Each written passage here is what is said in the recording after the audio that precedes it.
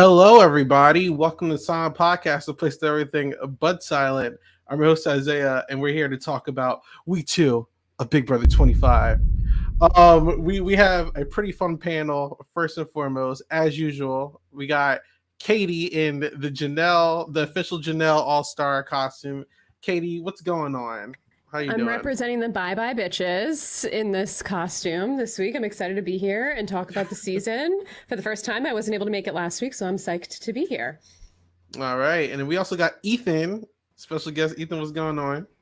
How's it going? This is actually the first time I've ever been on a panel or talking about the current season of Big Brother since I started. So this is really exciting.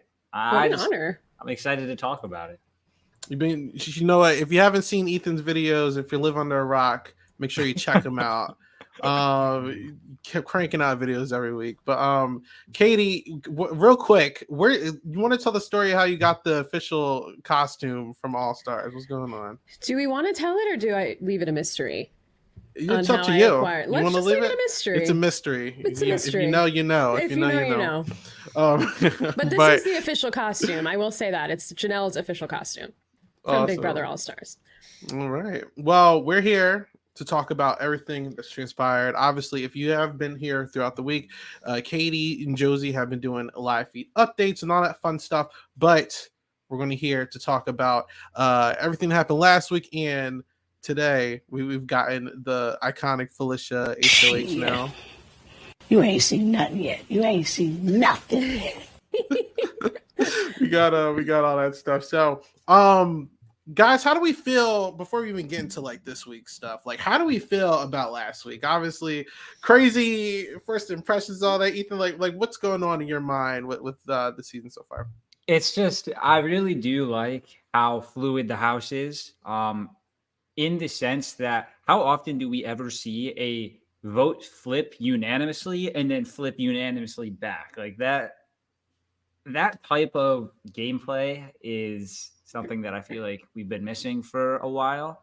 And just I was going to say everyone's bringing something to the table. There's still a couple of people that I'm excited to see for the first time, but outside of some outliers, this is a really good cast 3 weeks in.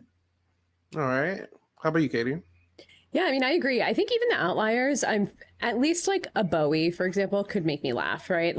I just feel like she comes in, she kind of kills the mood. She's a little bit of a womp womp, but in a fun way. We don't hate her. She's just, it's comical because I don't know where she is. She's playing a different game. She's on summer vacation. I don't know what she's up to, but it's funny. So it's, I feel like, especially in the last few seasons, we've had a lot of people that, we have not been fans of on the season. And this season, aside from, someone who's no longer with us, who got removed from the house, we can't really complain about this cast. So it's just been a ton of fun. The feeds have been just off the chain the entire time, nonstop gaming and just nonstop hilarity. So I'm loving everything that we're getting so far. Yeah, I gotta agree with you guys. So I'm gonna admit, I've been catching all the episodes late. Okay. So I've been watching all the episodes late. I've really been a super feeds watcher this season. I haven't really paid attention too much to the episodes. When they're on my TV, I'm watching, but in the background. You get what I'm saying? But I'm enjoying myself. We had one hiccup, when do we have a BB season where there's no hiccups, but we move. So I guess we could start talking about the nitty gritty. So first and foremost, last week, our HOH was Heisum. Very chaotic week, obviously. Heisum basically, he puts up he puts up Cam and he puts up Riley. Thank you. I'm still getting the names together, but he puts up Cam and Riley. And basically, this should be an easy week for Heisum, you think, and then he kind of flips it unintentionally and kind of gets the entire house against him. Katie, how are we feeling about his HOH as a whole? Because I've seen some people compare it to a Frenchie or a Devin or a lot of other chaotic HOHs altogether. I don't know if I would necessarily compare it to a Frenchie. I think Frenchie was so all over the place. And Heisum, I think in the beginning was a little more all over the place, but he had a mission and he wanted to get Riley out. He knew what he wanted. He told everybody what he wanted. And he just ended up rubbing people the wrong way, which again is just fun to watch because his attitude caused all of the chaos indirectly last week, or I guess partially this week, that we've gotten so far. And Ethan, like you said earlier, the House unanimously was going to flip the vote to keep Riley. Then they unanimously flipped back to send Riley out. I think even heading into the vote yesterday on the live show, we didn't really know what we were going to get. Unfortunately, it ended up in not being really fun TV because every single person unanimously voted Riley out. So we didn't even get to see Heisum's, reaction. But I think leading up to the episode, the excitement of Heisum getting blindsided by, potentially Riley leaving or a few more votes on Riley than he thought, to now like the plan being a Heisum backdoor and everybody rallying against that. Like, I just think it was a terrible HOH for Heisum, but it was an amazing HOH for all of us. Do you feel the same way, Ethan? Like, is there something he could have did that could have avoided him getting targeted this week that's coming up? Oh, definitely. I mean, when you look at it on paper, Heisum won HOH. He put Riley and Cameron on the block, which makes sense for him, and it makes sense for like his allies. And he wins the veto, doesn't use it. On paper, that should be a fine week for him, but it's just how he acted towards everybody. It rubbed everyone the wrong way. I don't want to say that it would have been easy for him to have a cleaner week, but really all he would have had to do is not be so... Like he tried to have like a hold on everything that happened last week. He didn't want any alliances to form. And if he just took a step back and kind of just let things play out, he would have been in a much better spot going into this week. And it's kind of interesting and kind of funny at the end of the day because, his alliance basically coming in here, like Siri is really telling our people, like, look, let's like Heisum feel like he's like the head of the alliance, that he's the one running everything, he's the leader. And they succeeded with that, but like at the end of the day, they also got like uncomfortable or like, I don't know, they felt like some type of way that he basically was like, now he feels like he's running everything, like we need to go humble him, we need to get him out here next week. And it's kind of wild, like, you don't expect this from Siri, but at the end of the day, we've never seen Siri on feed, so like, teach their own. But I don't know. I'm kind of here for cracked gameplay. If you know me, I like a bad strategic cast of Big Brother, in my opinion, is way more entertaining than like a super like safe cast, if anything. You know what I'm saying? So I'm here for it. I kind of hope Heisum doesn't leave. We'll get more into him a little bit later. But with that being said, his nominations were Cam and Riley. I don't think the show really portrayed how cracked Cam was in week one, obviously, because we had some stuff, taking spotlight, but Cam, he had to see this coming at some point. He was in his big alliance with Jag's big alliance and everything, basically rad them out based off of pure like paranoia. He thinks that he's Riley's dad for some reason. He's just, I think you mean crazy. daddy. Yeah, daddy. I should have I should have got a voice but yeah, Cam, I mean, he basically survived like off of like so much luck, basically. What is Cam doing, Ethan? Like how is he in this situation right now?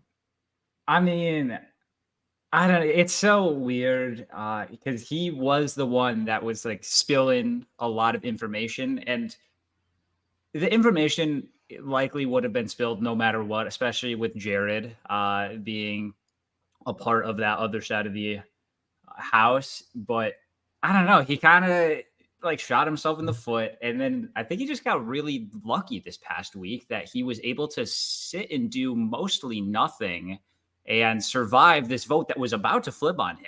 I remember listening to the just Taryn talking about how it was just one look that he gave Suri that flipped the whole thing. And if he's lucky that it only took one look, because he didn't even realize at that point that things were turning on him. So yeah, he's probably not in the greatest spot right now, but yeah, I mean, there are still some targets out in front of him, so he might be able to float a couple more weeks, and then maybe he'll do something. He'll find a new daughter. Yeah, it's almost like weird that he's such a non-entity, right? Over the last Yeah. week, last week was so wild. He was so close to being out of the house. He had no idea, which is actually the most surprising thing to me is that everybody in the house was ready to flip and evict Cameron. It was close to being unanimous. He had no idea. Heisum had no idea. And I am shocked and I'm impressed at just like the fact that everybody in the house could keep it a secret from those two guys because everybody else knew about it. And the only reason Heisum knows is because Siri told him at the end of the day. Like she was just like, yeah, there was a plan. It's like he would have never known if she didn't tell him, which is so wild. I don't know. Cameron is he's weird. I don't understand what game he's weird as a guy, but he's also weird as a player. Like I just don't really know his end game or like where I guess he's close to red, right? Maybe he's hoping to ride that out, but I don't know. It also it's strange to me because Heisum made himself such a target in front of Cameron that he's going to be okay for the next like at least week, and who knows what's going to happen this week. And I don't even want to give him that much credit because like I don't think him staying is even anything of his own doing. Like, you know, he almost got flipped on because of Heisum first and foremost. Yeah. But even with that, like the decision for Riley to stay, I don't even think it has anything to do with them. I just think it's pure luck at this point.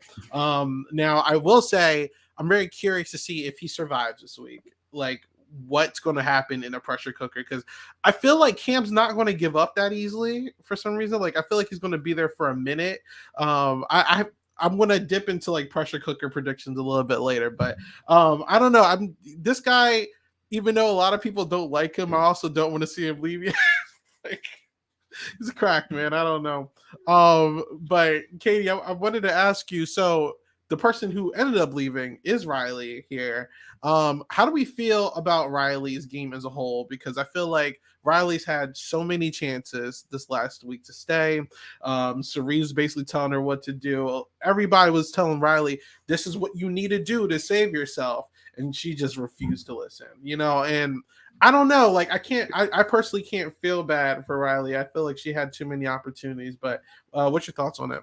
No, I don't feel bad for Riley at all. I think she had so many opportunities to really campaign for herself and save herself. And it was so close. It was in her grasp. And I just don't feel like she had any agency at all over her own game. I feel like, you know, that first week was a little bit of a mess from her HOH. She was just in the room the whole week, just crying the entire time, pretty much. Cam kind of like, I feel like Cameron kept her in there, and you know, I don't know, it was like some weird stuff going on and their conversations were a little uncomfy to watch. But I just feel like this week or this past week, she could have done a lot more, but she was really relying on everybody else to do things for her. And even the things that she did do, they were kind of like, she was fumbling it, right? Like, she was like, oh, it's Siri and Izzy that are running this and they're doing it. And then Siri and Izzy were like, whoa, don't put our names in it. We don't want to be the heads of the house. Like, we can't keep her around. It's like everything that people did for her, she undid it almost.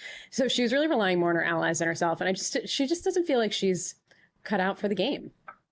How do you feel about the Ethan? Do you agree with Katie here?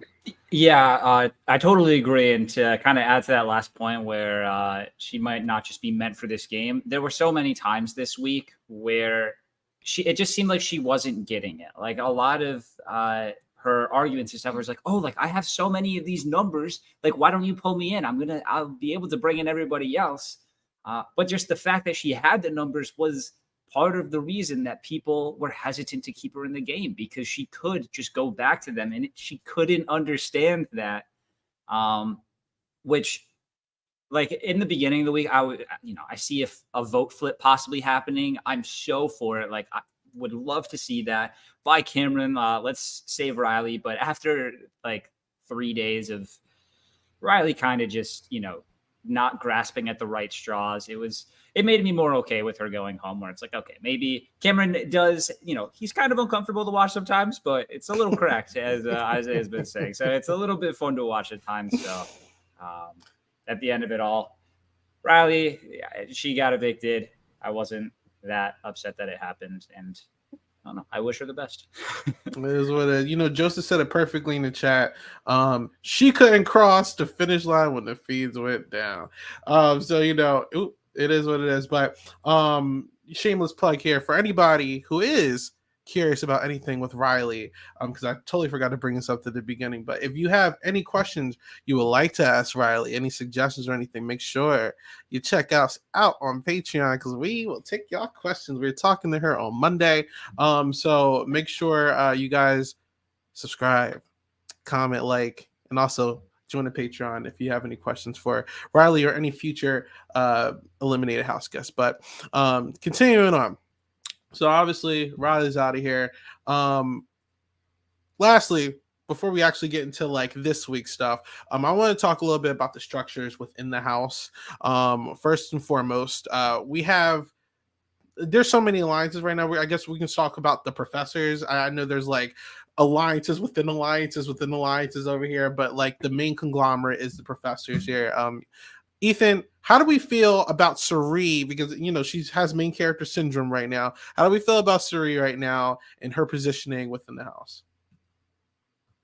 I have so much confidence in her still, even after this first week.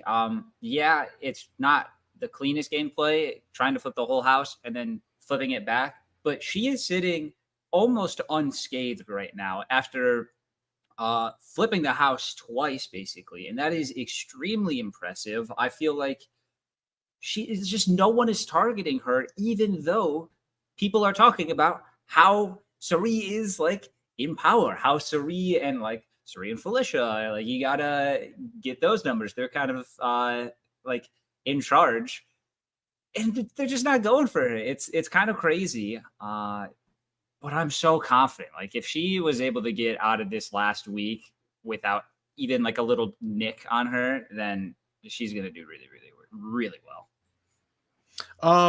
So I said this on the Reality Kingdom, and I'm curious how you feel about this, Katie. I was saying, because the question that they asked was, who do we think is the correct person to eliminate between like Riley or Cam? Because Siri was bouncing back and forth.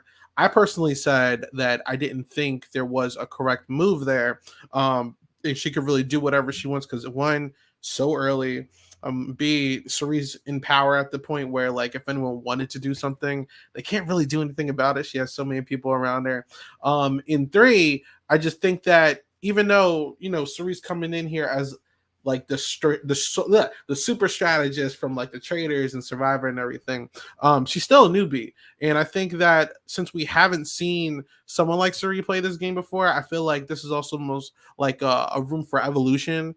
So I don't think that it's easy to kind of like project how good or bad Siri's doing until like we get a couple weeks in and see like, all right, where's her standing? But do you think there was a correct move for Siri that week? Because obviously some people think that she should have kept Riley, some people think that she shouldn't have. What do you feel? I think it's complicated, and I think it depends on at what point in the week we're talking about. I think in the beginning, it probably wasn't the right move to try and flip the vote, because I do agree with a lot of what Mimi was saying in one of her many storage room conversations with, I don't even want to say to us, she was talking to herself. This was not for us. This was for her, just to vent it out. But she's right. Riley had an army of people ready to lay down on the sword for her. And she was she was kind of the glue, I guess, that kept that other side together. And like Jag and Blue have a good relationship, but like now Matt's kind of like floating out there without Riley. Like, she really was the connective tissue. And I feel like getting rid of her was the right move to start. Then once she started flipping the vote, I was like, well, you've done too much now. Like, you can't really go back on it. So then when they started going back on it, I was like, this is a horrible move. They're trying to get the whole house to unanimously flip, and now they're changing their mind because of a look that Cameron gave Siri. How are they going to get out of this? And I think by the luck that the rest of the players in the house are not that good, they were able to she and Izzy were able to kind of miss Jag, miss Blue, missed everybody else, and they came away from it unscathed. I don't know. I think getting rid of Riley was the right move overall. I do. I think it ended up also working out in their favor to not burn Heisum too early, because if you burn Heisum, then he's ready and willing to play the veto. He's gunning for it. He knows that, his alliance turned against him. Now he still thinks he's good with them, even though they are all targeting him. So I think it actually ended up working out perfectly, but it had a lot of potential to go really, really, really wrong. And I think it was just pure luck that it ended up not going completely horribly for Siri. Agreed. And I'm really curious to see with this whole new HOH how she actually recovers from that, because my biggest fear for her which she's really clean on her other shows, is like, what if someone rats her out? You know what I'm saying? Like, I feel like, especially this week, we might as well get into this week. So real quick, for those who don't know, whoever's been living under our new HOH is Felicia. And with Felicia, you know what? No. Round of applause for Felicia.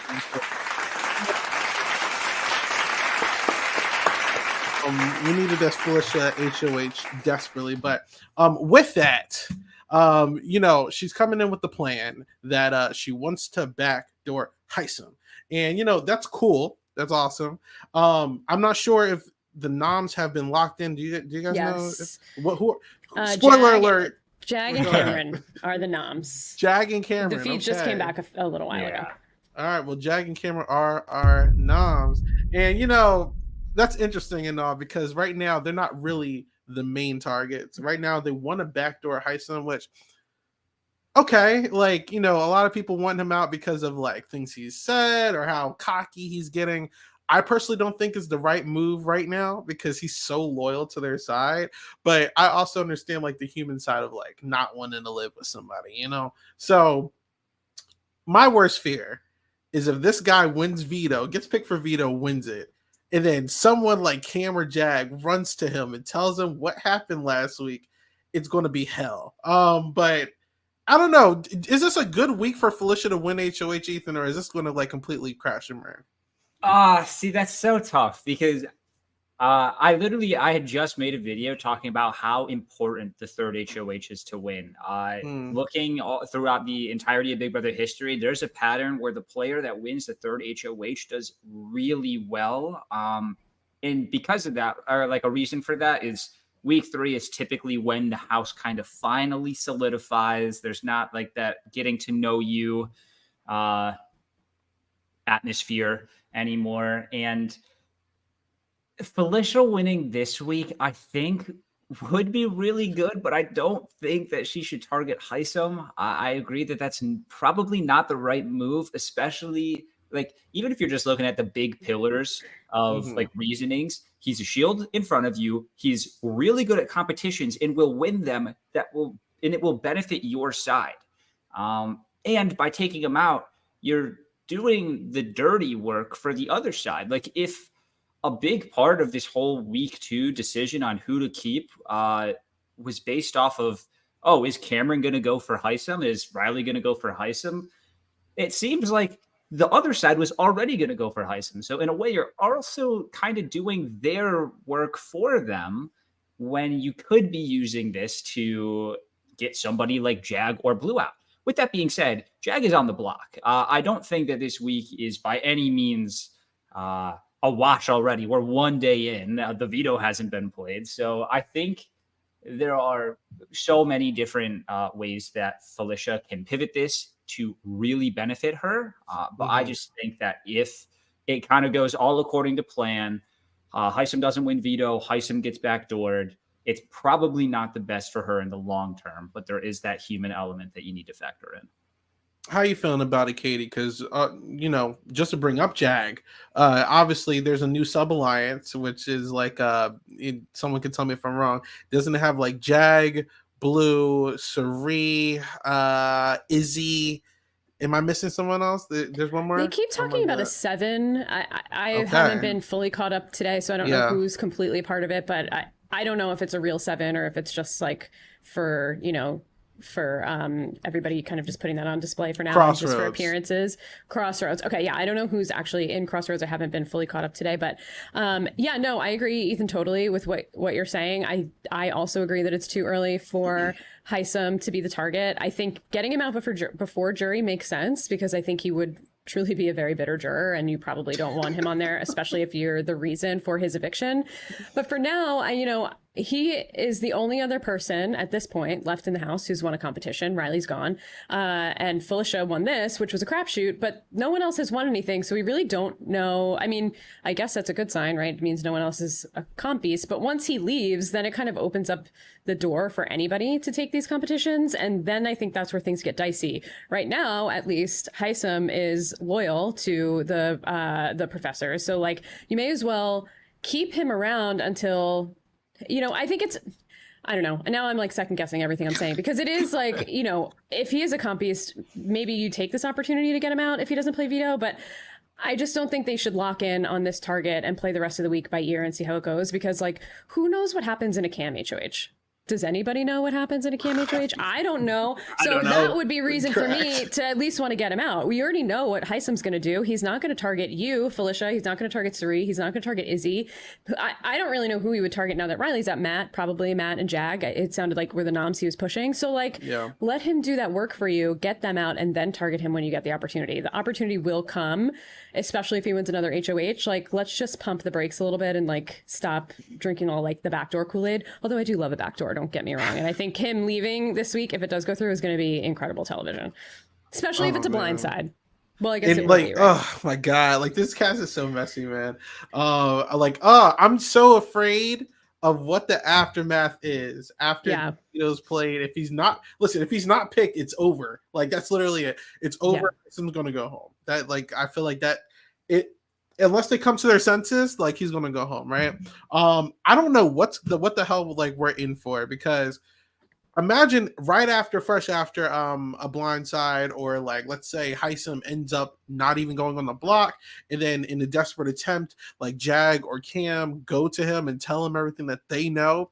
We're gonna go straight into a pressure cooker, and I'm gonna stay optimist because you know, Big Brother likes to add the word twist. I don't know how good that's going to be. But hopefully the twists aren't too dire. I imagine this guy in a pressure cooker. Like that's going to be freaking. That's what I want. Okay, like come on. And he'll win. Heisum will win. That he will not. It'll last for days. Finger. He's not gonna let go.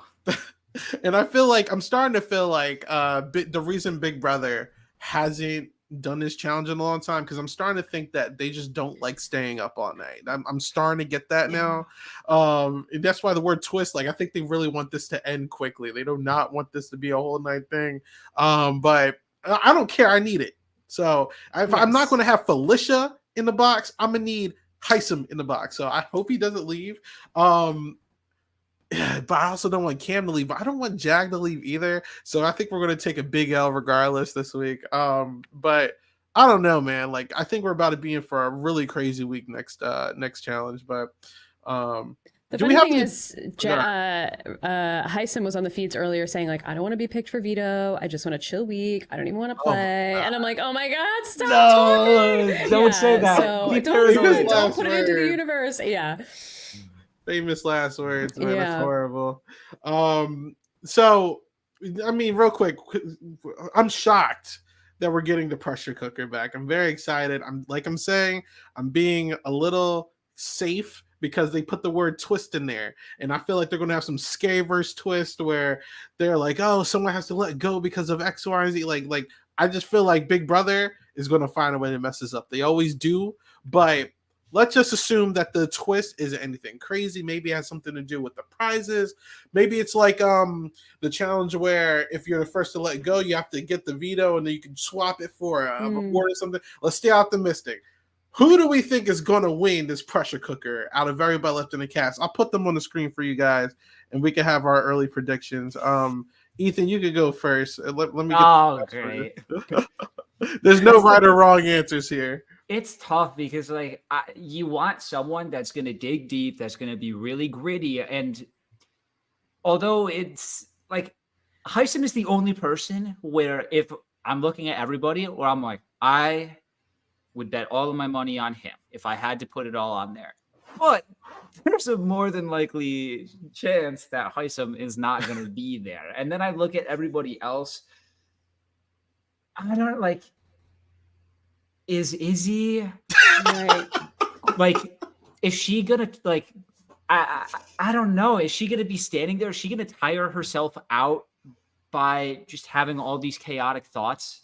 Because assuming that there's no twist, this could go on for a long time. And I feel like because Izzy's mind is always going 100 miles an hour, she might exhaust herself mentally. But then I look at a lot of people and I'm like, I don't know how many of these people even want to win the next HOH, especially it won't necessarily be the easiest HOH. if Heisum goes, because then it's kind of like if Heisum goes, he's like the consensus target. There's not the easy pick this next week. Like Heisum was the easy choice to go after this week. Not necessarily going to have that opportunity next week. So we could see a lot of people throwing it, which is why I really hope Heisum stays, because he's not going to throw for it. everyone to keep holding on. And without Yeah. Heisum, I could very easily see everyone making a deal within an hour and a half. I want to have faith in Izzy, right? But I would love for Izzy to. There's makes nobody it that I so would rather hard. win than Izzy. Something's telling me like they're going to do the thing where they open a box and a bunch of flies or rotten fish or something disgusting is just going to fly open. Like I'm assuming like, all right, let's say Siri drops first, she gets $10,000, and then Bowie drops, she gets a free car. Izzy's like, all right, I'm going to drop. You get some snakes. Yeah, you get the snake. You get something like horrible, you know. So Jared I'm looking actually in is the a good chat. pick. Sorry, I was looking at the chat. Jared is a solid pick. I would be very interested in a Jared HOH. The thing with him, he's kind of compromised because he's in the Showman's with Blue. You know, I'm very iffy with what he's going to do. He's going to do what his mom wants, obviously, right? But I'm really curious what he would do. I think a lot of the house is very skeptical about him. I'm gonna take the thing off the screen, but I think a lot of the house is very skeptical of Jared right now. We're seeing a lot of people talk about how he's like playing the middle and he's very hard to read and he's being wishy-washy. So I think he could actually benefit a lot from an HOH here. If I did have to put a prediction on someone now, I'm either going to say someone random. No, America's not going to do that. What's the want the HOH? Is that too much? Like, I don't know. There's a lot of people here. I don't know. It just feels to me like it's not a good week for this comp. Like, if Heisum leaves, if Heisum stays, it's a great week. If Heisum goes, there's no obvious target. Everybody's, like you said, Ethan, I think a lot of people are going to throw it, which is not fun to watch for a pressure cooker. Finally, this comp has been back. We've been begging for it. And now we might get a week where a lot of people throw it. That's kind of a bummer. But if there's one clear target, especially if Heisum knows at some point that he's the target, or if there's information that can be shared in that glass box that will make people hold on longer, that's really what we want. So I'm kind of hoping that Heisum stays, but I could see Cameron pulling it out and holding on. Oh my God. Maybe even a Corey. Like Corey, I think, will be one of the few that knows this competition and knows like the lore behind the competition. So this could be like a super fan's dream, right? To win pressure cooker. So I could see it going to Corey, especially if he knows how to like game it. If there's a way to game it, I guess, like, you know, like make deals in there. So we'll see. I was really hoping for Felicia to be in the pressure cooker, unfortunately, but at least we'll get her watching and giving commentary, hopefully.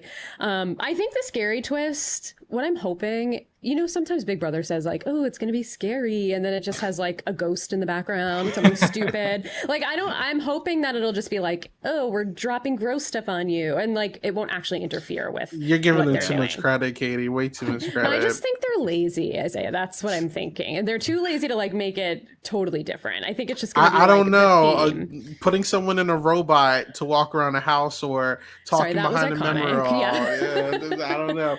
I think they put too much effort. They think like, oh, glamour, fashion, money, and we're like, we don't really want this. Like the Nether Gorgon, like okay, but sorry, I love the Nether Gorgon. I don't know if that's an unpopular opinion, but I'm obsessed. I love the competition, but it was very corny. It was so funny to me. It was very camp. Yes, and I loved it. My prediction is definitely going to be someone who needs it badly, because honestly, there's no excuse to lose this competition unless you really don't want it. Like, it's going to show who's really like safe or who really wants it. I think Matt is going to be a sleeper here. I feel like Matt is down bad right now. He was crying. He just lost both of his crushes in the house, you know, back to back weeks, which is tough, you know. So you don't got nobody right now. So I think Matt's probably going to hold on as long as possible. You know, I think it's very weird that they're doing this challenge this early, because correct me if I'm wrong. Did they do this as an HOH or a veto the first time they did this? It was an HOH. HOH. Okay. And it was way later, right? Well, it was pre-jury because One. Kaser went Oh, out, and okay. Kaser's never been on jury. I That's don't know what right. It week was it was. the 6th HOH, I think, Yeah. this season. This is very early to do a pressure cooker, Yeah, but it feels too early to me personally. Maybe like another week or two. Let the house that's why shake I'm out scared, a little bit. man. Because like they're not going to be able to do this in a small box. I really feel like they're going to like mess this up badly. I don't know how, but I don't know. I'm going to be optimistic. Anyway, I'm gonna be so sad if it like is half-assed or it's just I this. know. yeah. Or They're if they gonna try do and like this. speed through it, right? Like a wall comp or Yeah. something where they're just like making it unbearable and everybody just lifts up their Yeah. finger. Like, we want the 6, 7, 8, 9 hour comp. Like, we Please. want that. That's Yeah. what we want. We've been begging. For so long. They're going to be like, you're going to hold on a button while you're on moving planks. Yeah, I know that's the twist. Is that they're on the wall. Oh my god. Okay. So I guess we could just talk about the last few of these people, a lot of these outliers, but the first main one is Corey. I'm thinking Corey, I said this a couple pods ago, but Corey is going to be a very dangerous player this season. Because He already is. Yeah, because Siri, she made a big mistake working with this guy. I think the nerd archetype is one of the most underrated archetypes in Big Brother, and I just don't think that they understand what's about to come to them. The alliance with America is pretty interesting. I was always saying either Mimi or America would be a good pairing for him, but like I think America's perfect for him. Now that he's in with like Siri and that company, like he's really infiltrated and he's going to be buying himself a couple weeks. I think he doesn't need to win anything anytime soon. Yeah. Wait till jury, and then that's when you start winning comps. I know he's his own player, but we've seen Ian do that. We've seen Steve do that. I'm not going to say Nicole to the same degree, but Nicole is definitely like relied on like her alliance members and win stuff later. What is Corey's path to the end right now? I know it's dumb early. We don't know what twists are coming, but like, who does he really need to lock stuff in with to make a good run for this, guys? So like, how are you feeling, Katie? It is early. I mean, to me, I think the Izzy and Suri pair is bound to explode at some point. Izzy is a lot, and I just feel like she's either going to end up getting on Suri's nerves, they're going to be going at each other. Something's going to happen, and that's going to blow up, and it's not going to be a good situation. So I think Corey being in with both of them, but not like tying himself to them for the end game is probably really smart. I think him with an America or a Mimi and just kind of continuing to play the middle and get information from both sides is a really good strategy. And Mimi and America, I think, I mean, there was like some chatter about Mimi today. I think Suri was getting a little frustrated by her, but I do think that'll pass. And then, you know, they'll be able to kind of, you know, float into the background a little bit. And I think Corey sticking with them and just being a sounding board for Suri and Izzy and Heisum and all of these people that are just on like, you know, on 110% at all times, like that'll be really good for him because he's getting info. He doesn't have to do anything with it. Maybe he could win a veto at a certain point soon and like maybe not use it or help his allies out or something just to show that he can win a comp, but you know, not put himself at risk. I don't think he needs an HOH anytime soon. I don't know. I think he's in a really good spot. As the days go by, I just feel like his game is getting more and more solidified that he's going to make a run. How about you, Ethan? Katie took the words right out of my mouth. Corey does not need to win an HOH, but Corey could win a veto. And I think winning a veto will be very beneficial for him because it will show that he has some life in his game. People are aware that Corey is intelligent. And although that he has broken through, like Suri was like had Corey on her radar in the beginning, but he's kind of gotten past that. But it's not something that people are going to forget. If Corey starts doing visibly well and starts having like a lot of visible power, I think that perception of him is going to come right back, and he's going to be like, like Corey's going to be really dangerous. We can't have that. And I think that perception could arise if he wins an HOH, but winning a veto, exactly like Katie said, not using it or like if he wins a veto this week to backdoor Heisum, that's great because that's a plan that everyone has and he is just a cog helping to enact it. I really think that the best thing for him to do is just come across as I don't want to say one-dimensional, but the most dangerous thing for Corey is if it really appears that he has layers on top of layers on top of layers to his game. Like, he needs to come across as, I'm a great alliance member to have. I can win a veto. I'm doing it for us. And that's that. So as long as Corey is not out in front anytime soon, I think he'll be making it through the next bunch of weeks. Yeah, I hate comparing him to Ian and Steve. I know it's his own thing, but it's crazy. But I think that pathway is literally what they do. If you're looking at like Steve, he did it to a crazy extreme, but like he sat in a room and just like minded his business for like the first half of the season, came out, joined a big alliance with the Scamper Squad, and like just won stuff. Like that was him. Look at Ian. He was kind of like, the Teen Twist, that's a very specific thing, but he got like adopted by like Mike and Dan and Brittany. Like he made himself look like, hey, I'm this free agent, everybody scoop me up. And then like they underestimated him. He went on a comp spree. I obviously don't know what Corey's comp prowess is right now, but I feel like, especially if Felicia can win a comp, that's not even no shade, but if Felicia can win a comp, everybody can win a comp. Okay. So I feel like definitely lay low, honestly, and I'm never anti this, but cut a final 2 with someone, or at least like a good alliance deal. I know that like him and America seem tight, but like really like invest some time into that, and I think they should be fine, but only time will tell with them. What is Blue going to do? Because Blue, I don't think Blue really has a direction. Blue and Jag are very interesting, I guess you can say. But specifically Blue, because we spoke about Jag a little bit. Blue obviously has like somewhat of a flirtmance with Jared. I don't really know what to call it. It's something, but like neither one of them seem too locked in with each other. She seems to still be working with Jag, but like I don't know how secure that is. Does Blue even have a chance here? Like I think she needs to win an HOH or something. Like I don't really know where she goes here at this point.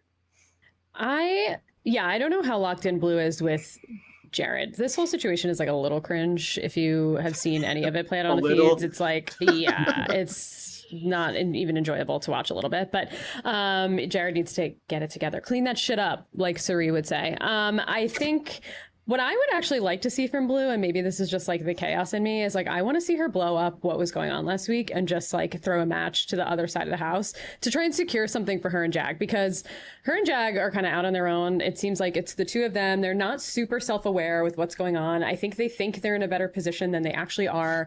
If they are smart enough to go to Heisum, I think Heisum would fully jump ship and just be with them on their side of the house and be able to form something. And having Heisum is a huge asset because he's the only one that's really proven himself as a comp threat this season. So that's what I would like to see from them. I don't know. I don't feel like they are self-aware enough to realize the position that they're in the house is the problem. Yeah, I completely agree. I feel like she's moving blind at this point. Do you agree with that, Ethan? Yeah, something needs to change in Blue's game in order to succeed. And the big question is she going to realize that before it's too late? Because right now, herself and Jag probably do think that they're in a better position than they actually are. And I don't know what catalyst is necessary for Blue to kind of come to her senses and be like, oh, I need to make that move. Especially if, I don't know what's going on with this Jared thing, like we've been saying, but if that at all is making her complacent, where she's like, okay, even if this doesn't work out with Jag, like I can still go to Jared, unless that is actually becoming like a full-fledged showmance, which I kind of hope it doesn't, or like a solid game relationship. Like if that's not happening, she's going to be stranded on an island all by herself. I don't know. I would think that she's probably in a slightly better position than Jag, just because she does have slightly more connections outside of just the few people that they have left on their side. But something needs to change in order for her to make a deep run in the game. I do think she said, and I don't know if this remains true or if this was even true in the moment, but she did say to Jag the other day that she wanted to get rid of Jared. So I don't know. She said he's playing the same game as Cam, but so he needs to go. So I don't know if that's still, like I said, if it stands true or if it was even true in the moment. But they kind of have Jared clocked a little bit, I think. And Felicia, I think the one saving grace is that Miss Felicia said that she didn't want to put Blue up because she doesn't want the women to go out right now. So she could be in a little bit of a better position than Jag just because of that. But I think Jag is a little. I don't even really want to say Jag is a little smarter game wise because I don't know if he is. I don't know if he is. Like sometimes he is, sometimes he's not. He's scrappy, if anything. He's scrappy. Yeah. I don't know. And I guess the last person, because no shade, but like Bowie doesn't really have anything going on. Red doesn't really have anything going on. I'm not going to spend too much time on them. I wanted to talk. Same with Matt. Shout out Matt though. I wanted to talk about Mimi because Twitter has been gassing Mimi up a lot. And that's cool. I like Mimi. I think she has a lot of potential. I got a lot of hate for something I said on this podcast. So, real quick, if you haven't already, I'll put it on the screen real quick. Check out the Reality Kingdom. Me and Josie went on their podcast a couple of days ago. We did player ratings for them, and it was pretty cool. I compared Mimi to a player from Survivor Ghost Island, and her name is Laura. Oh, I saw this tweet. Just for anyone who hasn't seen it, I'll let you say so.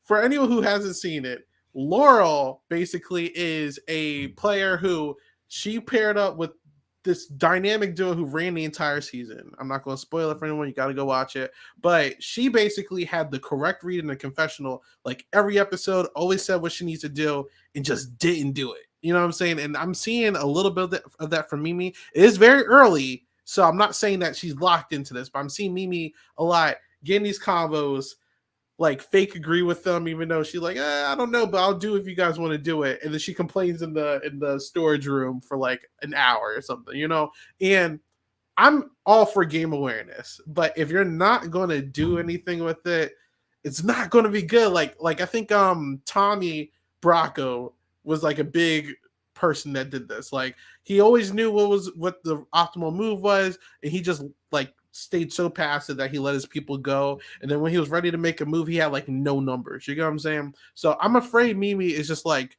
being a little too passive. Like I would like to see her try to take a little bit more control. I don't know. Ethan, how did you feel about that? Yeah, well, first off, now that you're kind of putting it all out there, I'm seeing the connection between Laurel and Mimi a lot more. Now that you've said that. And it is only week 2 or week 3 now. And there is so much more game to be played. But you're totally right about game awareness is great unless you're not doing anything with it. Because if you're not doing anything with it, it's wasted ammunition. And we do see that a lot where, like, it is a rare trait to be able to, like, clock what is happening inside the house when you're inside the house. And it's a tough position that Mimi's in right now because I think that she doesn't have the most, like, she doesn't have the most relationships out of anybody, but the people that she does have the relationships with right now are the best people for her game to be working with. So I do think that it probably was beneficial for her this week to not give as much of a stink about like that initial vote flip that was going to happen. We saw her ranting about how like, oh no, this is like the worst thing ever. Don't do this. Riley's going home one way or another. And then she's talking to them and it's like, oh yeah, like if that's what everyone's doing, like we can do it. I definitely don't think that that's bad for her right now. If we get to the final 6 and she's doing the same thing, then we definitely need to start raising some eyebrows. But I guess it's just a matter of if she will kind of grow into it. It's still early in the game. There's probably a level of, do I make the move? It's probably too early to be sticking my neck out that much right now. But if she can grow into that for week 5 or 6, and it's like, okay, it was too early then, not early now. Now is the time. Then she's going to be in a really good spot. But it's just a matter of if she does or if she doesn't. And also, just to add on to that, I need to see her try to cut a deal with someone or like really get close with somebody, because I've been seeing her hold her cards to her chest pretty hard like these last 2 weeks. If they have alliance chat, she's like, "Oh, we can't be seen together. You guys talk. I'll come back later or something." And it's starting to annoy people, specifically Siri. And if Heisum isn't a good example, or the traders, you don't want to get on Siri's bad side. Like, she's not afraid to turn on anybody. Like, literally anyone can get it. I'm even adding Jared to that list. Like, anyone can get it, right? So I just feel like, because people like Suri and the rest of them are giving her so much, she's not giving back, and I think people are starting to feel iffy about it, so she got to just be a little bit more careful, because let's say the professor somehow get to that point. I could see her being like one of the first people cut. Like, she's not deep into this alliance. She's like, if there was like layers, she's like on the outside layer more than anything, so I just really want to see her kind of like use that knowledge and really develop a close relationship with someone, because I do think that there's a lot of potential in this player. I'm just not going to gas her up as much as some of y'all be doing on social media. But Katie, how do you feel? Well, I do think she's self-aware enough to know that about herself, right? I think she's self-aware enough to know that she's on the outside of the alliance, which is good news. A lot of people aren't that self-aware. And I do think she locked in at least something somewhat solid this week with America, because America also feels like she's on the outside of the other side of the house. So if the two of them can actually get together and share information and use it to their advantage and maybe bring in a Corey, then I think they could be in a better position. But, and I think it's possible, but I do think, I don't know. The paranoia is so real with Suri and Izzy that it just is a little bit scary. Even if you're in a good spot right now, give them a look that they don't like, and they will flip the entire house upside down 17 different times in 2 days. So you can't really predict what they're going to do. I think this game is just way longer than Suri really expected it to be, and she's used to something much more fast-paced. So she's letting the paranoia really, really get to her, and I think that could really be a negative for Mimi, even though I don't think she's just sharing her opinion. I think she was right on the money last week or earlier this week with everything going on with the Riley flip. But I just feel like, I don't know I don't know how it's going to end up for her. She needs to ingrain herself a little bit more closely, I think. I'm just really, it's so funny when you said that, because I just thought about this, but looking at like Sari and Izzy, I feel like I'm looking at Vanessa turned into like two players, where Izzy's like the paranoia and the crazy emotional side, and then Sari's like the strategy and the impulsiveness to like make a move. It's very funny. But yeah, you do not want to mess with those two at this point, because they will definitely get you out of here. Siri is just not the one to I don't think Big Brother fans who aren't familiar with Siri are just like really understanding. Like, she's heroic, but she's really a villain in my opinion. Like, I think Siri's like dead ass a villain. She's so dangerous. So but yeah, that's all I really got to talk about. Guys, do we have anything else we want to chat about?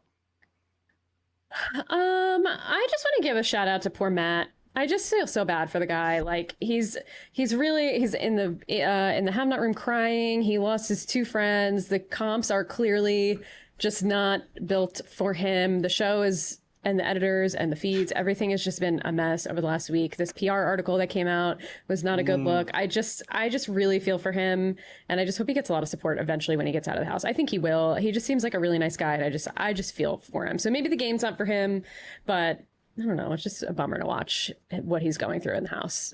He's having a really tough time. I was just gonna say, like, yeah, and the only positive that I can think of to come out of just like everything that has happened with that is that it has put my mind at ease that Big Brother probably doesn't like rig when they put out competitions. Like, I know that's like a thing where it's like, example, like in Big Brother 13, there was the Pandora's box twist, and basically they just gave Rachel a competition that she had already won in the prior season. So it started this whole trend of thinking where it's like, oh, are they purposely like waiting to see like who's playing before they put in certain comps? If they did that, there's no way that they would have used this veto comp this week, this early on, especially when there's already chatter in the community due to like the technical error in the Matt's week 1 eviction vote. Yeah. Like, there's no way that they would have put that in there unless everything really is planned. months in advance. I'm just like, but I feel like that's almost like worse because it's like, all right, you know what comps you're doing, Right. but you guys Yeah, casted a deaf Oh person. no! I'm not saying I'm not saying No, you anything go, you like go, you that. go. That's I'm the just saying, crazy thing to me, right? It's Yeah. like for the first time ever, you introduce an audio-based veto comp like this, and you cast the first ever deaf house guest. Like, let's think it through, Big Brother. Like, you guys have to have better planning than that. Like, someone needs to get their job reevaluated in their performance review or something whenever the next one is, because it's just such poor planning. I'm sure not to be on CBS's back, because I'm definitely not. I think that they do keep the cast pretty close to heart, and there probably is some level of the production or the like the set design and like the competition people not necessarily knowing ahead of time that there is going to be a deaf house guest in the house. But yeah, for sure. One person, this could have been one email to one Right, person. just one. Like, they could have just said, hey, we may have a hard of hearing house guest this season. Yeah. Maybe let's not have a strictly audio-based veto competition in week 2. Yeah. Well, and at least, like, I think it was on wherever the BB basement was. Like, it wasn't in the backyard, right? So, like, when they saw, I guess they can't change it the day of, but, like, the week of, you realize what's going on. Maybe, like, okay, it's already built. Let's, like, leave it for next week and hope Matt doesn't get picked, and just, like, do something else really quick in the backyard. I don't know. It just feels like there's got to be a plan B here somewhere. But they moved fast on that article. They knew what was coming. They did. They also knew release the that something was times, gonna you happen. cowards. Release Matt's time. Yeah, what the Release heck? time. At least be transparent about it. Cowards. Yo, my God! I That's say, so I say bad, that, yo. but then, like, imagine if it really was like really probably bad. a Like mess, bro. that would probably Yeah. blow up way more, and then we'd be like, okay, maybe they TMZ. shouldn't have shown. Yeah. Yeah. They could at least say time out or something. We don't have to know exactly how long, but I mean, if they turn the feeds off for 18 hours just to let the house, I mean, the theory is to let the house guests just get it out of their system. Heisum was I saying, no forgot way about I could that, put yeah. Matt up as a replacement after what happened in the veto. Like, obviously there was a controversy around it. I just feel like the way that was handled was pretty rough. They've completely, it was a bad thing, and then they, instead of just trying to cover it, they've been trying to spin it like as positive as they can. Like, Oh, yeah. Look at all the stuff we did for Matt. Like, we're so great. Pat ourselves on the back for this one. Yeah. Right. Well, Matt, I want to say we're anything but silent here at Sound Podcast. So when your NDA runs out, come on in. We'll let you speak freely about your experience on Big Brother 25. So good. All right. Well, that's it. That's today's show. This was a fun little recap. Real quick, anybody, first of all, thank you for watching, hanging out with us. If you are interested in following us further, please check out all of our silent podcast platforms. You can leave a like, comment, and subscribe. We know we get a lot of replay people watching, so make sure you comment. And if you're listening to this, rate it 5 stars on our Spotify or Apple Podcast, but only 5 stars. If it's not 5 to you, then just don't rate it at all. Wait until you hear something that is 5. But thank you so much, Ethan, again, for joining us here. Hopefully we can see you again at some point this season, but I know we've been talking for sure about like getting you on here. So where can people find you? What you getting into? Yeah, so for those that don't know who I am, I make YouTube videos. It is Ethanimale. The spelling is right there. Find me on Twitter as well. I am trying to do a good job of balancing the videos that I make to not just be Big Brother 25 focused, because there are so many people in this community that are covering Big Brother 25 much better than I ever could. But I do try and make my videos tie into current events. For example, this upcoming Thursday, I will have a video come out of 5 cases of HOH-itis. Because we just saw Heisum's HOH, which fits in pretty well with that theme. But yeah, check me out on YouTube if you want to. Follow me on Twitter as well. And thank you for having me on. This was a blast. I love talking about Big Brother. And this is a really cool thing you got going on over here at Silent Podcast. Thanks for being here. Can't wait for that Devin Shepard gas. I love Devin Shepard. Any opportunity I get Devin content, I'm there to know. Real quick, because we got a couple other comments. This is not a fake costume. This is the It's not real a one. fake costume. This is Did someone call it officially fake? No, they thought it was, listen, this costume is officially Silent Podcast territory, it. all right? This is it. We own history. This is Y'all the don't have it. costume. Your other podcasts Yeah. don't have this. Yeah. Anyway, Show me a Katie- podcast that has this costume. You can't, aside from this one. Katie, thank you again. Where can people find Of you? course. You can find me on Twitter at RealSlimKatie. You can find me on Twitch at twitch.tv/RealSlimKatie with an underscore at the end. Playing a couple of games there. I've been on a little bit of a short hiatus just because there's been so much podcasting happening over the last few weeks that, can't do everything, can't be everywhere, But you can find me here on Silent Podcast talking with the Bounce Checks crew every week. And as Isaiah said earlier, Josie and I have been trying to put out some feed bites content. So we just give pretty short. They've been longer than we've expected because there's been a lot going on, but we try and keep them a little short. Just quick updates on what's going on throughout the week, and they've been super fun. So check those out. They've been like once or twice a week so far throughout the season. You can also hear me and Josie talking about all things Challenge USA on TJ Hates Quitters, and you can hear Carrie and I covering all things Bravo in the Bravo universe on Pod What Happens Live. And I did see actually one quick comment I wanted to quickly get you guys' thoughts on, not to jump back into it, but Joseph said the POV could potentially happen today because of Hillary. What do you guys think is going to happen? There's a tropical storm / hurricane, which is really unfounded to happen in LA that is headed toward the Big Brother house, supposed to make land tomorrow. How do you guys think that's going to affect the comp, if at all? I didn't even think about that. Yeah. Neither did I. I saw the comment. I was like, oh, good point. Oh, yeah. Well, I We'll wonder see. if they're like warning them about that. I even think. I don't know. Yeah, like, did Yeah. they know? Well, I don't know. I wonder, Could be is there interesting. like a lockdown protocol in place? And I would hope so. like, I wonder if they do have like a backup veto, like Yeah, I don't to take know. place indoors. Yeah, We'll it could be see. interesting. Let's see how they pivot. Hide and go veto. It's time. Yeah. True. Okay, and like usual, you can find me at 8 Ball Bangers on all social media platforms. It's Big Brother season, so I'm just talking Big Brother. But join us on Monday because we'll have our interview with Kristen. Like I said, we're going to have our Riley. interviews. Riley, No Kirsten. We don't have any Kirsten. Haven't heard anything on that yet. But we're going to talk to Riley, and then every other Monday we'll be talking to everyone that is eliminated. So make sure you check us out every single week. Make sure you check out the Patreon.